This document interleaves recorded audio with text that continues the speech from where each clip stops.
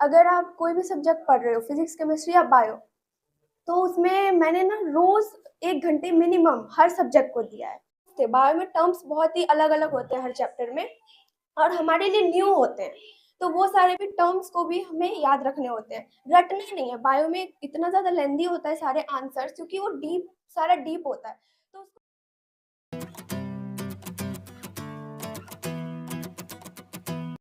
Hello and welcome to एससीपियंस topper stock 2K24। आज हमारे साथ एक नए प्राउड एससीपियन जुड़े हुए हैं, जिनके जर्नी के बारे में, जिनके अचीवमेंट के बारे में आज हम लोग डिस्कस करने वाले हैं। और ये जो डिस्कस है वो जो जितने भी तमाम अपने बिहार के होनहार बच्चे हैं उनके लिए एक मैसेज होगा, एक प्रिपरेशन स्ट्रेटजी होगा। वो सारे बच्चों को इनके जर्नी से बहुत कुछ सीखने को मिलेगा। कुछ वैसे चीजें जो ये किए हैं जो आपको सजेस्ट करेंगे कि आपको भी करना चाहिए, और कुछ वैसे चीजें जो इन्होंने किया है और उनको लगा कि नहीं ये मिस्टेक है हमारा, तो उन मिस्टेक को भी आपको नहीं करना है। वो इनके सजेशन से आगे हम लोग सीखने वाले। तो चलिए वेलकम करते हैं हम लोग सुप्रिया शाह का, जिन्होंने इस बार 12th के एग्जाम में बहुत बेहतर प्रदर्शन किया है और 430 मार्क्स लेके आया हुआ है अपने पूरे 12th के इस एग्जाम के रिजल्ट में। तो आइए उनसे मिलते हैं। वेलकम आपका सुप्रिया इस एससीपी के टॉपर स्टॉक के इस जर्नी में। Thank you sir.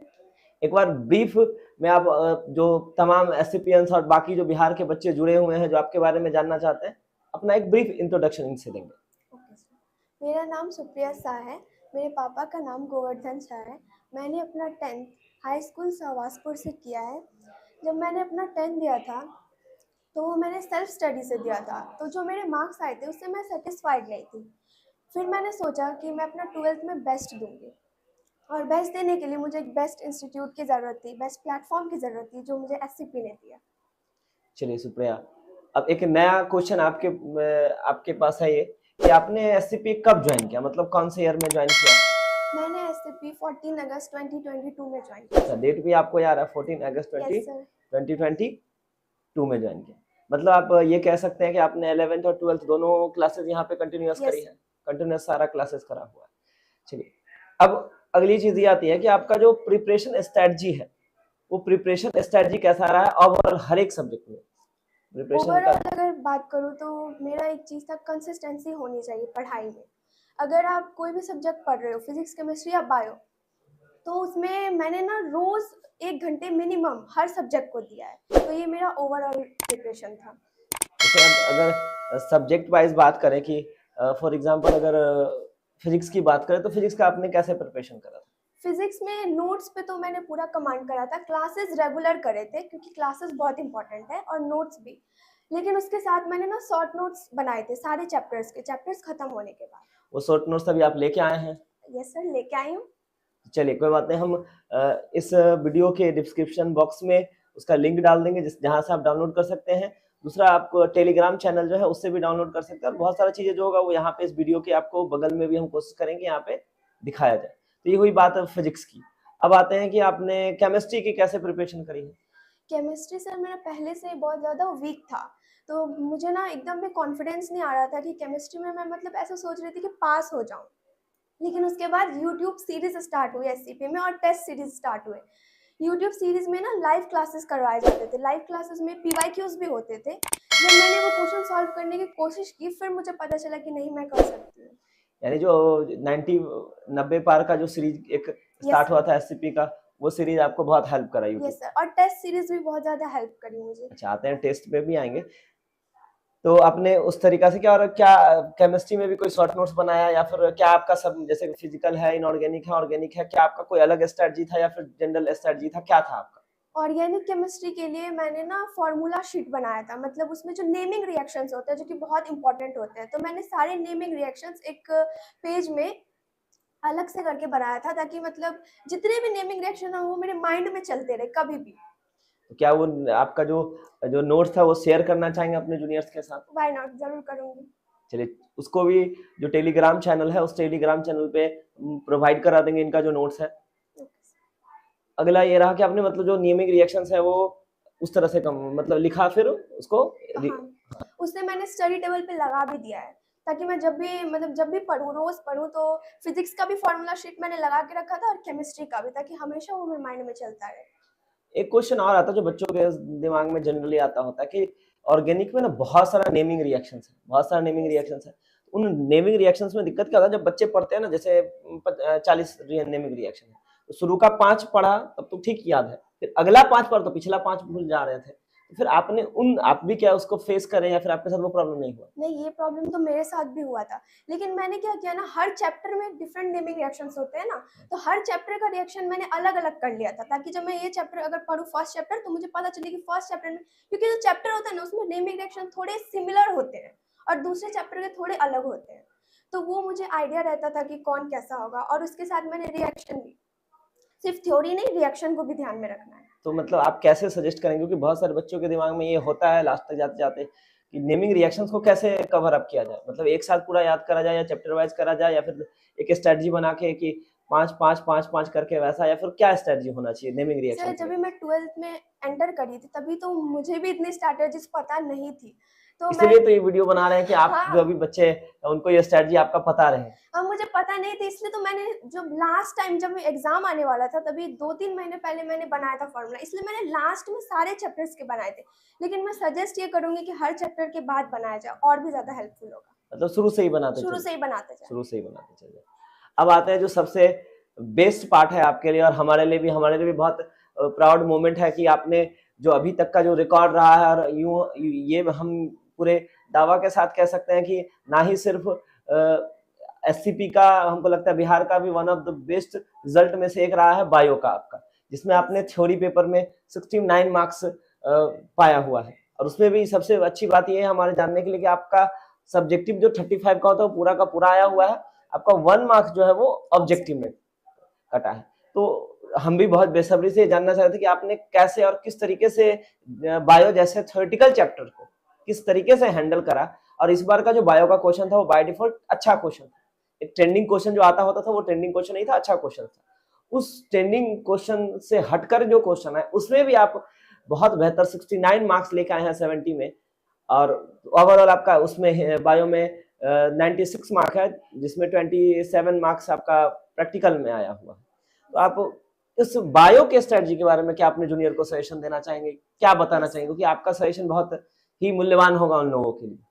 Okay sir, bio के लिए ना मैंने सबसे पहले तो नोट्स करना है। यहाँ पे जो बायो की नोट्स मिलती है एससीपी में, जो बायो की नोट्स है, मिलती है या जो क्लास नोट्स हाँ, है वो क्लास नोट्स जो मैंने बनाया है, रेगुलर क्लास करके जो बनाया है, अगर उसको कोई एक बार अच्छे से पढ़ ले तो 60% उसका बायो में आ जाएगा। लेकिन उसके बाद की स्ट्रैटेजी ये है कि बायो के चैप्टर्स ना बहुत ज़्यादा लेंदी होते हैं, तो लास्ट में आप सारे कवर नहीं कर पाओगे, एक बार पढ़ नहीं पाओगे सारे। तो ना मैंने स्टार्टिंग से ही बायो में जो भी इम्पोर्टेंट टॉपिक्स थे, हर चैप्टर में इम्पोर्टेंट टॉपिक्स होते हैं, तो वो सारे इम्पोर्टेंट टॉपिक्स को लिखा और उसमें क्वेश्चंस लगाने की कोशिश की, मतलब डिफरेंट, खुद से बुक से खुद से क्वेश्चंस बनाने की कोशिश की, अगर इस तरह से क्वेश्चन होगा तो मैं कैसे बनाऊंगी। तो मैंने क्वेश्चंस प्रैक्टिस करना स्टार्ट कर दिया, लिखना स्टार्ट कर दिया। और जितने भी इम्पोर्टेंट टर्म्स थे, बायो में टर्म्स बहुत ही अलग अलग होते हैं हर चैप्टर में, और हमारे लिए न्यू होते हैं, तो वो सारे भी टर्म्स को भी हमें याद रखने होते हैं। रटना नहीं है, बायो में इतना ज़्यादा लेंदी होता है सारे आंसर्स, क्योंकि वो सारा डीप होता है, तो उसको रटना बिल्कुल भी नहीं है, समझने की कोशिश करना, और जब तक कॉन्सेप्ट क्लियर ना हो उसी में लगे रहना है। और जो आपका कंटेंट था वो जो आपको यहाँ पे कंटेंट मिला था वो मेरे ख्याल से बोर्ड लेवल का नहीं था, उससे लेवल ज्यादा था। तो फिर आप उसको कैसे मतलब हैंडल करें, सर से पूछ करके, या फिर कैसे किस तरह से हैंडल किए उसमें कि सर ये 12th के एग्जाम के लिए क्या क्या कैसे स्ट्रेटजी होना चाहिए बायो का? वो तो सर से पूछ के किया था, सर ने पहले ही बता दिया था, जब पढ़ा रहे थे सर तभी बता देते हैं कि ये हमारे बोर्ड लेवल का है और ये उससे आगे है। हाँ, तो वो तभी मैं सारे टिक करते गई कि कौन सा मुझे कब पढ़ना है, अरेंजमेंट शुरू से वो करा था। Yes sir. एक चीज और कि आपने बायो का सिर्फ नोट्स से ही करा या फिर बायो का जो एनसीईआरटी है उसको भी आपने वो करा था? नहीं सर, एनसीईआरटी को मैंने नहीं करा था, नोट्स मोर देन सफिशिएंट। मतलब नोट्स पे अगर कोई बच्चा अगर पूरा कमांड कर ले नोट्स पे तो उसे अच्छा आएगा, आराम से हो जाएगा। अब आते हैं, अब थोड़ा सा आपके, अगर हम रिजल्ट को एक ब्रीफ वो देखें तो कुछ चीजें, जैसे ना आपका जो टोटल जो फिजिक्स का जो मार्क्स है वो है 60 मार्क्स आपका 70 में 60 मार्क्स है, और टोटल जो मार्क्स है वो 87, यानी 27 आपको प्रैक्टिकल में मिला। चलो ठीक है, फिर भी वो भी एक्सेप्टेबल है, चलेगा, 27 कोई बहुत बड़ी बात नहीं है। केमिस्ट्री का जो आपका हम अभी रिजल्ट देख रहे हैं उस रिजल्ट में हमारे पास नजर आ रहा है आपका 59 मार्क्स थ्योरी में आया हुआ और 23 मार्क्स, ओनली 23 मार्क्स आपके प्रैक्टिकल में आया हुआ, तो ये तो शायद इससे जैसे कि मैंने आपको बताया कि केमिस्ट्री ऑलरेडी मेरी बहुत वीक थी, जिसकी वजह से मैं बहुत बार डीमोटिवेट हुई थी कि मुझसे नहीं होगा। बट सर लोगों ने मोटिवेट किया तो फिर मेरे अंदर वो कॉन्फिडेंस आया और बहुत मेहनत करके मैंने 59 लाया था। बट प्रैक्टिकल के मार्क्स की वजह से थोड़ा कम हो गया, तो कोई चलिए बात कोई बात नहीं। नहीं है। तो उससे एक चीज़ सर मैं प्रिपरेशन का और बताना चाहूँगी, मैंने एक और चार्ट क्रिएट किया था पेपर में कि मतलब सारे सब्जेक्ट्स के चैप्टर्स के नेम, फिर वो चैप्टर कंप्लीट हो गया उसका, फिर revision 1, revision 2, test and revision 3, वो सारे मैं फिल करती थी, टिक करती थी कि ये चैप्टर्स का कंप्लीट हो गया है, इसका रिवीजन 1 मैंने कर लिया है, रिवीजन 2 कर लिया, सब कुछ कर लिया। इससे क्या होता था, मुझे एक आइडिया मिलता था कि कौन से चैप्टर में मुझे कहाँ कमी हो रही है या किस पे ज़्यादा ध्यान देने की ज़रूरत है। तो ये भी बहुत हेल्पफुल रहा मेरे मतलब लिए। लास्ट में आपने अपने स्ट्रेटजी को खुद से टैकल करा। हाँ, खुद से मैंने एनालाइज किया कि कौन से चैप्टर में मेरी कमी रह रही है, कौन सा मैं रिवीजन नहीं कर पा रही, या करने के बाद भी मुझे वो समझ नहीं आ रहा है, तो वो चैप्टर में जाके सर से फिर से थोड़ा समझ ली और वो मुझे बहुत हेल्प किया था। तो लास्ट में ये मेरे ख्याल से एक यूनिक स्ट्रेटजी है चार्ट जो बनाया था बच्चे, मैंने। देखिए समझिए कहानी ऐसा है ना कि जितने भी बच्चे क्लासेस करते होते हैं उसको टीचर अलग से नहीं पढ़ाते, तो फिर रिजल्ट अलग से कैसे आता है, बच्चे पढ़ते अलग तरीके से हैं, थोड़ा तरीका थोड़ा अलग लगा। जैसे इनका ये एक यूनिक तरीका ऐसा है कि उन्होंने क्या करा कि हर एक चैप्टर को का नाम लिखा, उसका revision 1, revision 2, test 1, test 2, test 3 सारा एक एनालिसिस किया। जहां उनको टेस्ट में लगा कि नहीं परफॉर्मेंस नहीं हो रहा तो उन्होंने वहां पे अपने उसको फॉलो अप किया और जहां मिस्टेक्स लगी उसको ओवरकम करने का कोशिश किया। ये बहुत अच्छा और बहुत पॉइंट करने वाली बात है और जूनियर को ये बहुत ही ज्यादा हमें लगता है कि हेल्पफुल होने वाला है आपके ये जो स्ट्रेटजी है।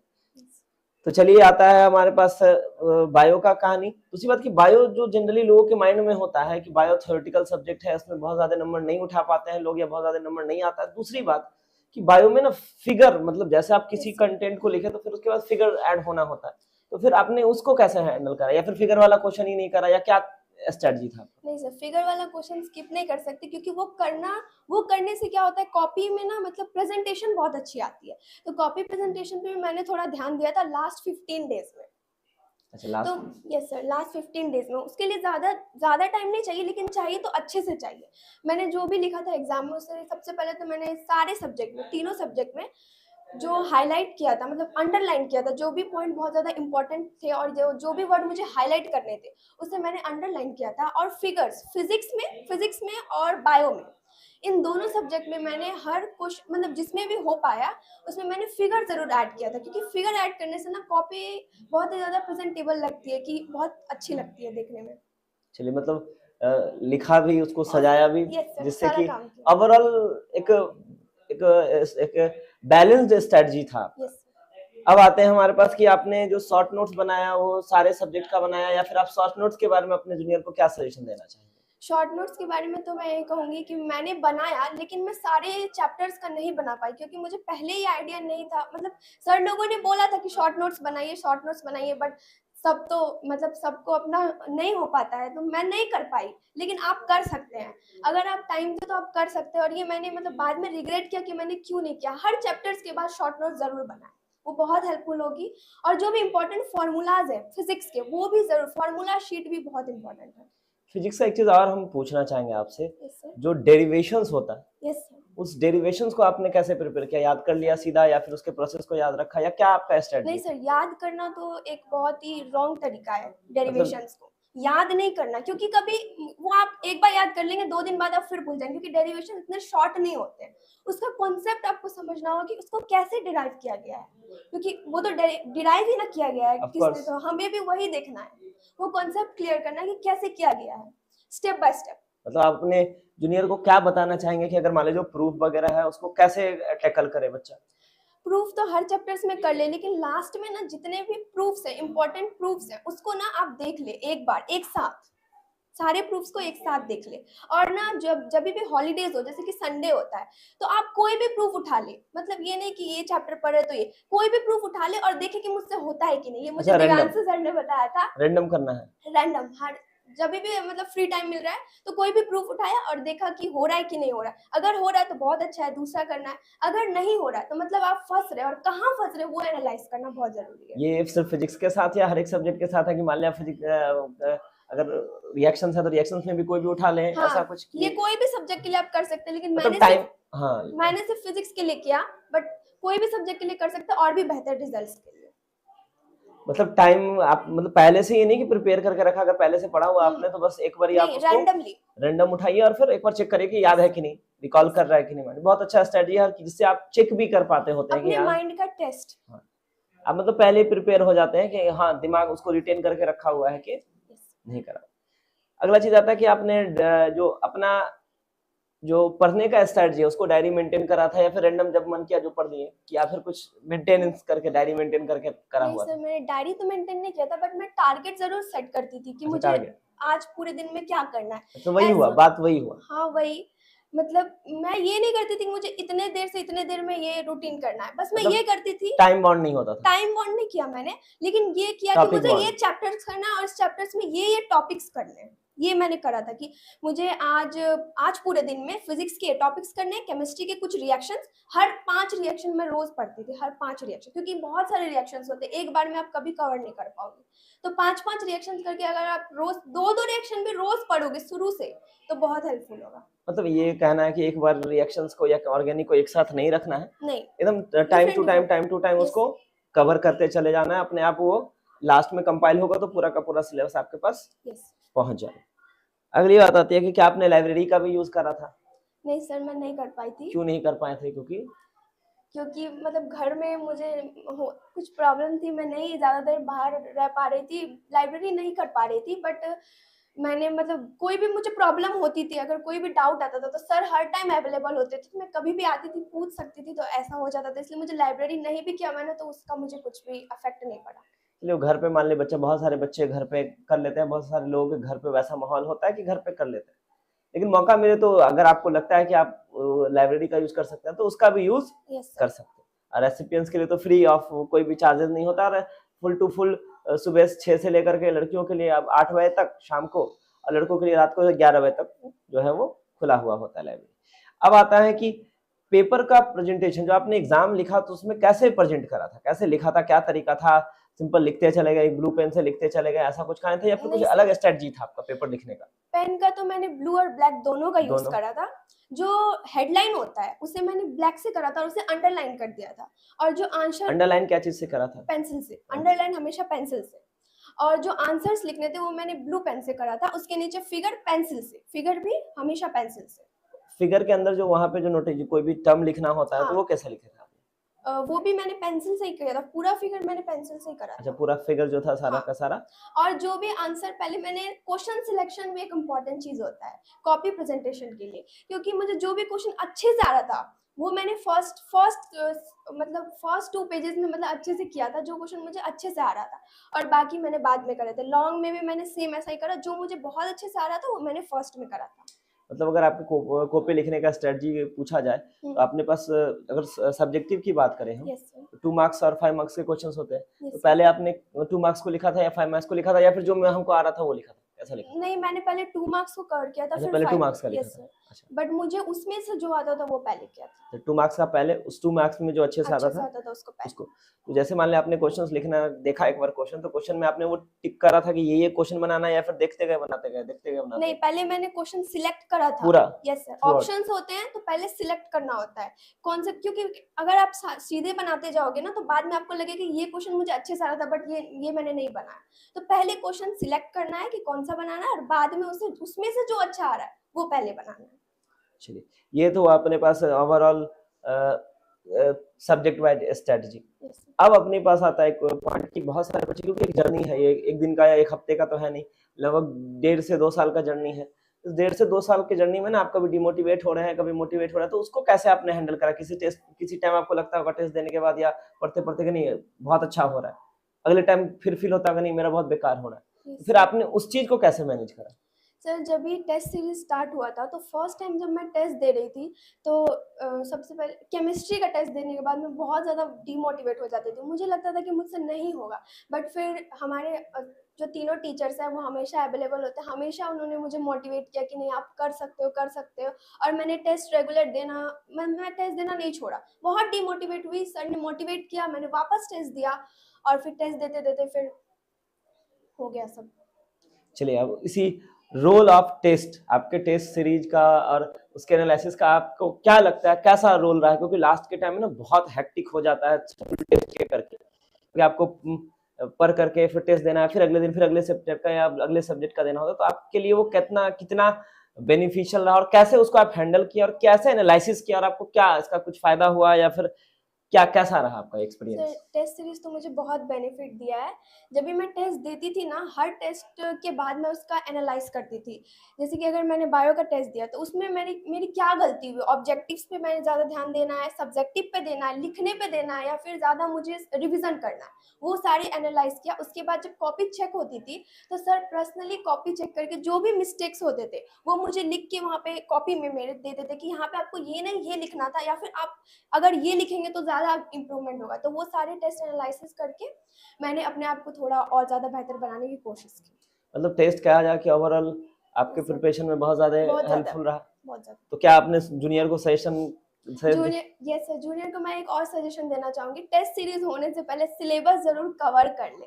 अगर आपका सिलेबस ही फंसा हुआ रहेगा, अगर आप बोलेंगे कि नहीं मैं बाद में पढ़ूँगी, बाद में लास्ट मंथ में पढ़ूँगी, बहुत ज़्यादा हेडेक होगा आपको, आप खुद डीमोटिवेट होना स्टार्ट करेंगे। लेकिन नहीं, आपको सिलेबस पहले ही कंप्लीट कर लेना, ताकि जब टेस्ट सीरीज स्टार्ट हो ना तो आप कॉपी प्रेजेंटेशन पे ध्यान दे सकें और एक्स्ट्रा चीज़ों पे ध्यान दे सकें, ताकि आपको ज़्यादा मार्क्स आए, अच्छा हो। बात सही है। जैसे कि मान लें अगर किसी बच्चे का जितना भी पढ़ाया गया वो सिलेबस अगर वो कंप्लीट करके रखा हुआ तो उसके पास ऑप्शन बनता है यस सर। अपने कॉपी का एनालिसिस करने का, यस सर। टेस्ट का एनालिसिस करने का, उसके मिस्टेक्स का एनालिसिस करने का, उसको ठीक करने के लिए सोचने का। अगर किसी बच्चे का अगर सिलेबस ही फंसा हुआ तो वो एनालिसिस नहीं कर पाएगा। यस सर, वो उसी सिलेबस को आगे निकालने में रह जाएगा और वो कॉपी पे अपने ध्यान ही नहीं दे ये पाएगा। बहुत पॉइंट करने वाला मतलब पॉइंट नोटिस करने वाला बात है कि अगर आप अभी से सिलेबस अगर शुरुआत से नहीं करके रखते होते तो लास्ट में आपको सिलेबस भी करना होता है, टेस्ट भी देना होता है और जो मेन थीम है टेस्ट का एनालिसिस वही छूट जाता है। वो जो है वो लास्टली छूट जाता है क्योंकि आपके पास टाइम नहीं होता, क्योंकि अगला दिन फिर से टेस्ट है। तो टेस्ट है तो फिर आप उस टेस्ट में लगेंगे तो फिर एनालिसिस करने का टाइम नहीं मिलता और आप टेस्ट देते देते जाते जा रहे हैं टेस्ट देते जा रहे हैं और उसका एनालिसिस नहीं कर पा रहे। तो करना क्या कि आपको शुरू से ही जो भी चैप्टर्स पढ़ रहे हैं उसको शुरू से ही अपने को तैयार करके रखना है। सर और एक सजेशन मैं देना चाहूंगी जूनियर्स को। नहीं, हाँ, अगला पॉइंट भी अपने पास है कि आप जूनियर के लिए कितना कौन-कौन सा सजेशन लेके आए हैं जो देना चाहते हैं, क्योंकि बहुत उम्मीद है आप जूनियर्स को भी आपसे कि नहीं क्या-क्या चीजें हैं कि आप बायो में जो 69 क्रॉस कर पाए वो 69 को बस 70 करना है आपके जूनियर्स को। तो सजेशंस क्या-क्या है एक बार जरूर बताइए। जो शॉर्ट नोट्स आप बनाओगे तो वो शॉर्ट नोट्स बना के रख नहीं लेना है फाइल में। उसे करना क्या है कि हर वीक में एक बार आपको सारे शॉर्ट नोट्स देख लेने हैं, क्योंकि वो शॉर्ट नोट्स क्या है, आपको रिमाइंडर करने के लिए कि आपके ये इंपॉर्टेंट टॉपिक्स है, ये आपको आ रहे हैं। बस देखना है, टॉपिक देखना है, बस टॉपिक देखना है, दिमाग में ऐसे पूछना है मुझे ये क्या क्या आ रहा है, बस अपना खुद इमेजिन करना है, इमेजिनेशन की दुनिया में जाना है, इमेजिन करना है मुझे इस टॉपिक के बारे में आ क्या क्या रहा है, वो करना है। और आपको शॉर्ट नोट्स तो बना लेने हैं, उसके बाद फॉर्मूला शीट्स को भी हर दिन एक बार देख लेना है। हर दिन फिजिक्स के फॉर्मूला शीट को हर दिन देखना है। लास्ट के टाइम अगर मान ले पूछा जाए कि लास्ट के 3 मंथ्स में आपका ऑन एन एवरेज जो सेल्फ स्टडी का जो टाइम होता था वो ऑल एन एवरेज कितने आवर्स में होता था लास्ट के टाइम? लास्ट के टाइम पे सेल्फ स्टडी पे सर ज़्यादा नहीं हो पाता था, क्योंकि टेस्ट सीरीज होते थे, टेस्ट की प्रिपरेशन करनी होती थी। तो मतलब आपने अपना प्रिपरेशन शुरू से ही अपना चैप्टर करा हुआ था, मतलब वेट नहीं कर रहे थे कि होगा खत्म, तो शुरू से ही माइंडसेट था हो सकता था। आप एससीपी ही क्यों ज्वाइन किए, उसका क्या कारण है? सर एससीपी ना एक इन्वायरमेंट देता है पढ़ने का। अगर कोई बच्चा ऐसे भी आया है कि मुझे बस पास करना है, यहाँ आके उसे एक ऐसा कंपटीशन मिलता है ना कि वो सोचता है नहीं मुझे भी आगे जाना है। यहाँ पे सारे टीचर्स हमेशा अवेलेबल रहते हैं, कोई भी डाउट्स हो, मुझे कभी भी कोई डाउट हो तो हमेशा सर रहते हैं। और ऊपर से अगर बहुत बार आप डिमोटिवेट हो गए, मैं खुद बहुत बार डिमोटिवेट हुई, कोई ऐसा बच्चा नहीं है वो सोचेगा कि नहीं मैं स्मूथली चले जाऊँ पूरे साल, नहीं होता है। बहुत ज़्यादा बार होता है कि आप खुद नहीं समझ पाते कि आपको क्या करना है, तो सर आपको हर टाइम बताते रहते हैं यहाँ पे कि आपको क्या करना है। पढ़ाई के साथ साथ मोटिवेशन भी यहाँ बहुत ज़्यादा मिलता है और कंपटीशन तो बहुत ज़रूरी है जो यहाँ मिलता है। तो इस एक चीज और कि आपको एससीपी के बारे में पता कैसे चला, शुरुआत में आप कैसे आए थे? सर वही मैंने बोला कि मुझे 12th में अच्छा करना था, बेस्ट देना था अपना। तो मेरी एक फ्रेंड थी जो कि पहले एससीपी में पढ़ रही थी, तो उसने मुझे बताया था कि यहाँ पे अच्छा ऐसा हो रहा है साइंस की पढ़ाई। तो मैंने सोचा कि आते हैं, आई तो 3 महीने लेट हो गया, मैं अगस्त में आई जबकि अप्रैल में स्टार्ट हो चुका था। तो बहुत ज़्यादा मेरा जो है, मैं बहुत ज़्यादा पीछे हो गई थी, मतलब बहुत आगे पढ़ाया जा रहा था, मैं पीछे थी। तो मैंने सर से बात करी कि कैसे होगा, तो सर ने मुझे बताया यहाँ पे बैकअप क्लासेस के भी बहुत ज़्यादा फैसिलिटी है। बैकअप क्लासेस तो मैंने जितने भी बैकअप क्लासेस करे उससे मेरा सारा बैकलॉग कंप्लीट हो गया, और जितने भी डाउट्स थे तो सर तो हमेशा अवेलेबल है बताने के लिए, तो मेरा सब कुछ हो गया। चीज और वो जो ऑनलाइन आप लोगों का यूट्यूब का जो सीरीज यस चल रहा था वो बेनिफिशियल था, वो जो टेस्ट जो आपका ऑनलाइन क्लासेस जो चल रही थी, जो रिवीजन सेशन चला था कुछ, वो बहुत ज्यादा बेनिफिशियल था सर। जब पीवाईक्यूज करवाते थे ना तो एक कॉन्फिडेंस बिल्ड होता था अपने अंदर कि नहीं सारा हम कर क्लास का सकते हैं। रिकॉर्डिंग करते थे या लाइव करते थे? नहीं, लाइव करती थी मैं हमेशा, क्योंकि अगर आप उसको लाइव नहीं करोगे ना तो वो खुद एक बैकलॉग बन जाएगा। करेंगे करेंगे वो नहीं हो पाता है, क्योंकि बहुत ज़्यादा पढ़ाई का भी होता है कि सिलेबस भी फंसा हुआ होता है बहुत सारे सब्जेक्ट में, सारे सब्जेक्ट सबके अच्छे नहीं होते हैं। लास्ट टाइम पे जैसे मेरा केमिस्ट्री वीक था तो मैंने बहुत मेहनत की केमिस्ट्री को यहाँ तक लाने में। अगर मैं थोड़ा और मेहनत करती तो शायद थोड़ा और आगे होता, बट जितना भी मैं कर पाई, मैं ये बोलूँगी कि पहले से ही सिलेबस ज़रूर कंप्लीट होना चाहिए, तभी आप स्ट्रैटेजीज कर पाओगे। चलिए लास्ट, अब आपका फ्यूचर एम अब क्या है इसके आगे? तो मेरा फ्यूचर एम है एक अच्छा डॉक्टर बनना। मैं चाहती हूँ कि मतलब फॉरबिसगंज में मेरा एक हॉस्पिटल हो, जैसे कि आप यहाँ पे आके एक एससीपी इंस्टीट्यूट खोले तो बहुत हेल्प होती है सारे बच्चों की, तो मैं वैसे ही चाहती हूँ कि यहाँ पे मेरा एक हॉस्पिटल हो। जरूर मुझे होगा, और भी आप इस तरह से मेहनत करते रहेंगे तो जरूर होगा। और हमारी आप पूरे एससीपी टीम की तरफ से आपको हमारी शुभकामना होगी कि आप एक बहुत बेहतर, क्योंकि लोग बच्चे चाहते हैं डॉक्टर बनना, लेकिन आपने एक शब्द लगाया शुरुआत में कि एक अच्छा डॉक्टर बनना चाहते हैं। यस क्योंकि डॉक्टर का काम या टीचर का काम जो होता है वो होता है सोसाइटी को सर्व करना, एक सर्विस प्रोवाइड करना। तो सिर्फ टीचर या सिर्फ डॉक्टर सही नहीं है। एक अच्छे शब्द को यूज किया आपने कि अच्छा, जो सोसाइटी के लिए एक्चुअल में बेनिफिशियल हो, सोसाइटी के हेल्प के लिए हो। तो जरूर हमारा ये उम्मीद है और हमको विश्वास भी, हमारे पूरे टीम को विश्वास है कि इन फ्यूचर आप जरूर एक बहुत अच्छा डॉक्टर बनेंगे, थैंक यू और सर। पूरे देश का, बिहार का ही नहीं, अररिया का ही नहीं, फॉरबिसगंज का ही नहीं, पूरे देश का एक एक अलग सा एक पैगाम देंगे, एक अलग सा एक मिसाल देंगे। और दूसरी चीज, अभी तो एक मिसाल तो आप दे गए हैं कि लड़कियां जो है वो किसी से कम नहीं है, सिर्फ उनको एक बार मौका मिलना चाहिए, जगह मिलना चाहिए, एक मौका मिले, जगह मिले बस, और उनको और कुछ किसी चीज की जरूरत नहीं है। मेरे ख्याल से आपका घर जो था वो कोचिंग से दूर भी था, यस सर। डेली का आपका आना हर फर से क्लास करके जाना होता, तो बस किसी से कम नहीं है। आपको मौका मिलना चाहिए, जगह मिलना चाहिए, कंटेंट मिलना चाहिए, एक गाइडेंस मिलना चाहिए। बाकी तो आराम से कोई भी कर सकता है, कोई भी हो, कोई किसी जगह से हो, किसी तरीका से हो, टेंथ अच्छा हो नहीं हो, डजेंट मैटर। ये शुरुआत है, अभी बहुत दूर तक आगे अपने को जाना है, अभी बहुत सारा मंजिल तक पहुंचना। अभी तो ये रास्ता है हमारा, बहुत सारे अभी रास्तों को तय करके जीवन में बहुत आगे तक जाना है। और पूरे टीम एससीपी की तरफ से ये शुभकामनाएं हैं, और ये उम्मीद है, कामनाओं के साथ उम्मीद भी है कि आप जरूर से जरूर जीवन में बहुत बेहतर करेंगे। और आज कुछ लड़कियों के लिए, कुछ जूनियर्स के लिए, कुछ लड़कों के लिए, कुछ एससीपियंस के लिए, कुछ बच्चों के लिए एक इंस्पिरेशन बने हैं। हम चाह रहे हैं कि पूरा पूरा देश आने वाले टाइम में आपके काम से, आपके हुनर से, आपके पहचान से गौरवान्वित हो, और उसको आप जरूर पूरा करेंगे। और जो आप स्ट्रेटजी बना करके इस 12th के एग्जाम को निकाल, देखिए जीवन का हर पड़ाव है, एक पड़ाव था सामने, उसको आपने बहुत बेहतर किया, फिर अब नए पड़ाव आपका इंतजार कर रहे हैं, उस नए पड़ाव में आप बेहतरीन तरीका से लग जाएंगे और जरूर से जरूर आप सफल होंगे। तो थैंक यू चलिए सो मच इसी सर। के साथ इस शो को करते हैं एंड, और मिलते हैं हम लोग नेक्स्ट एपिसोड में, नेक्स्ट बच्चे के साथ, नेक्स्ट स्ट्रेटजी के साथ, और नेक्स्ट मोटिवेशन के साथ। तो स्टे ट्यून, मिलते हैं हम लोग नेक्स्ट सीरीज में। Thank you.